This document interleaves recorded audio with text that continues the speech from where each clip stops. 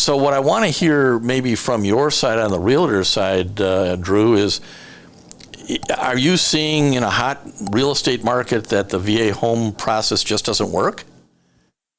No, that's not it entirely. It's really what it is. It's miseducation on the part of a listing agent, to be completely honest, and realtors as a whole, I should say.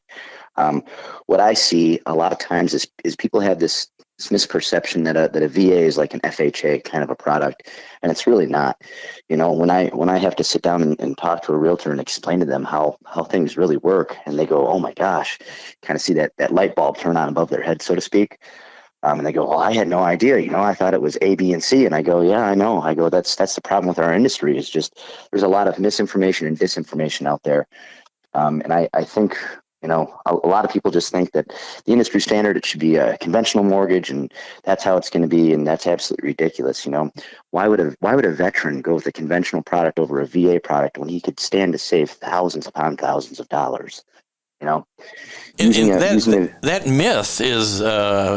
It was reported in this article as part of the survey they did in 2021 by the National Association of Realtors, where 94% of sellers said they're more likely to accept an offer with a conventional financing compared to 1% who'd say they were more likely to accept an offer with a VA loan. I mean, just totally lopsided about if I accept an offer with a VA loan on it, how that process is going to go. I mean, that had to be kind of glaring when you read that, and you knew from doing deals, Drew, that isn't the case. It's absolutely not the case, and I would say about half of my business on the buying side is absolutely veteran driven. You know what I mean?